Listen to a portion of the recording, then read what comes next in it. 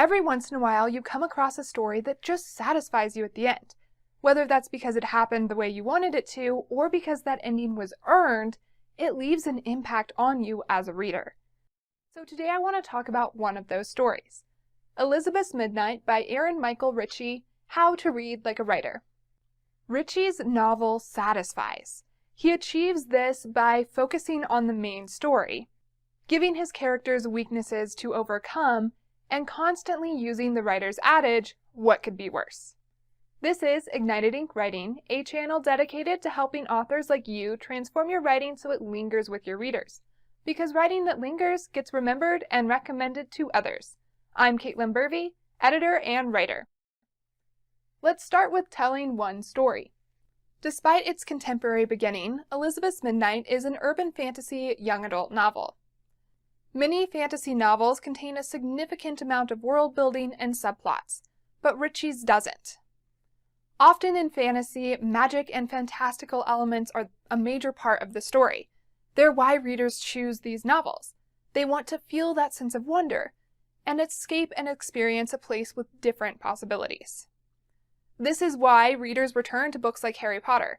Yes, they love the three main friends, but they go back to those books for Hogwarts just as much as they do the characters.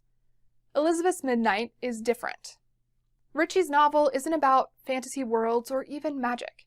It's about a girl rebelling against her abusive family to find herself and grant her grandmother's dying wish. Yes, it has painted men and princes and adventure and secrets, but the focus is always on Elizabeth.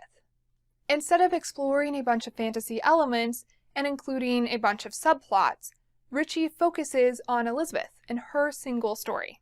That's what makes the novel so unique and engaging. This seemingly simple plot is something you can apply to your own writing. If you're writing fantasy or science fiction, you don't have to have multiple points of view or focus on the world. Same thing if you're writing something that takes place in a different time period. While those are significant and impact your story, they don't have to be the focus. You can focus on one character and their story instead of the unique time and place. Elizabeth's Midnight is about the protagonist and her plot and arc. That's why the focus remains on Elizabeth. Yes, it has these other elements, but they support her leading role. Next, I want to discuss what could be worse. One way Ritchey is able to make a single character's story so compelling is by constantly asking what could be worse.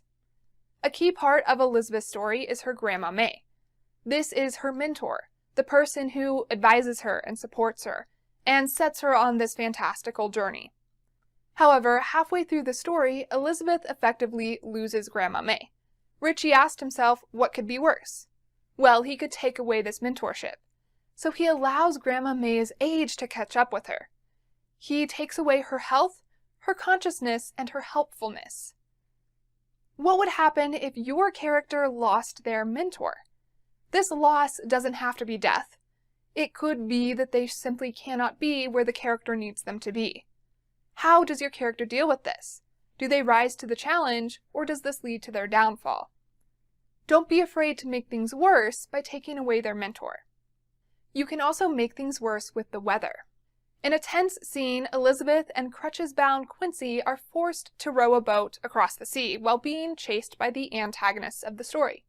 In a tiny rowboat, in choppy waters, during a thunderstorm. And to make things worse, because of Quincy's disability, he can't swim. So by making the weather worse, Ritchey not only makes the story more interesting and tense, he also raises the stakes to literal death. Bad weather worked and was needed in Elizabeth's Midnight, but this particular worse could easily become cliché or cause believability issues. If your characters could easily go inside and not have to deal with the bad weather, then that particular worse is not going to work for your story. But if for some reason they have to be out in the elements, then consider using weather to make things worse. Another way to think about this is how could the terrain itself become an obstacle for your characters? If they're running from bad guys, make the roads filled with cracks and easy to trip on, or put obstacles in their way that they have to climb over. you can use your setting and the environment to make things worse. Another worse Ritchey uses is he constantly takes away Elizabeth's necessities. She is robbed of her possessions multiple times in the story. This forces her to choose between money and information, her safety and a clue. It makes Elizabeth have to be more resourceful. This not only advances the plot, it also deepens and develops her character. A character who chooses to be caught is very different from one who abandons their friends to run away with the intention of coming back to help later. It's two different people. One is thinking about themselves first, and the other is thinking about their friends first. So give your characters hard choices. Force them to decide between their safety and what they really want, or a sentimental item that's been driving them through the whole story and what they need to succeed, or information, or a loved one. Take things away. Your character finally steals that item they've been after for your whole story, and they immediately lose it. How do they react to this? What could be worse?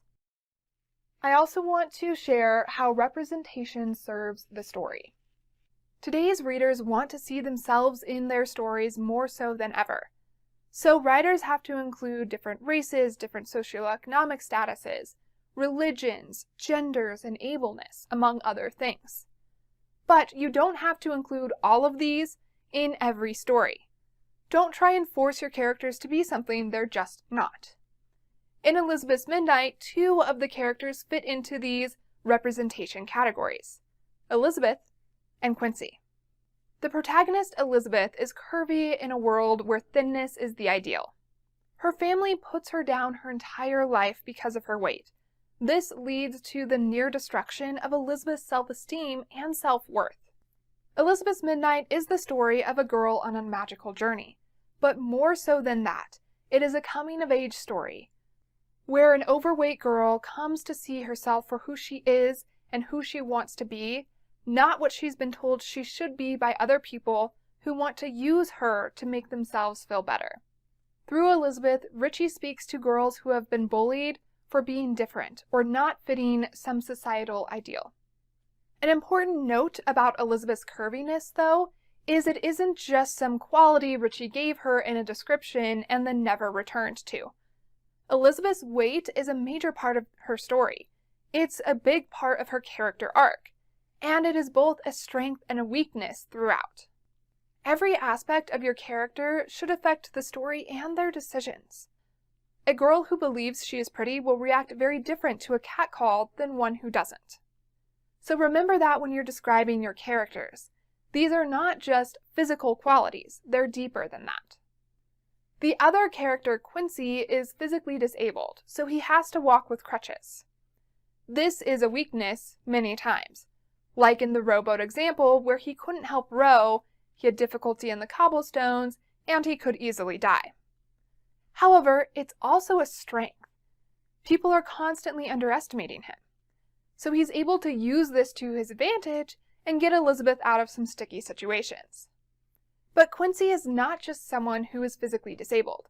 He also owns a comic book store and is not afraid to go on an adventure with a pretty girl he just met.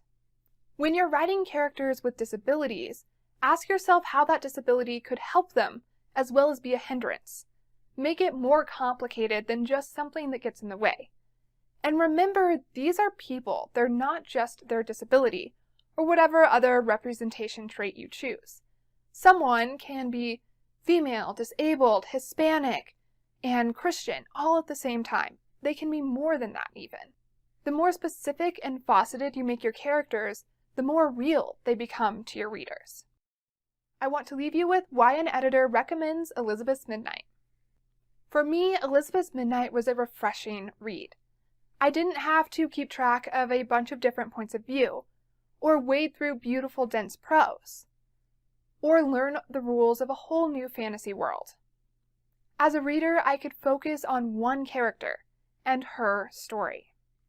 By the end, I was just as thrilled, inspired, and impacted as I have been with more complicated fantasy stories. Ritchey stripped away all the bells and whistles, the tangents and darlings, to focus on one character, one plot. to give his readers a clean, deceptively simple tale. So what were some of your favorite writing techniques in this novel? Share them in the comments below. And for more writing techniques working in published novels and other aspects of writing, subscribe to Ignited Ink Writing, a channel dedicated to helping authors like you transform your writing so it lingers with your readers. Because writing that lingers gets remembered and recommended to others. I'm Caitlin Burvey, editor and writer. To find out more about me, go to www.ignitedinkwriting.com. There you will also find a worksheet on how to use synonyms to build your characters' voices. And now it's your turn to focus on one story. Always raise the stakes and build believable characters to ignite your ink.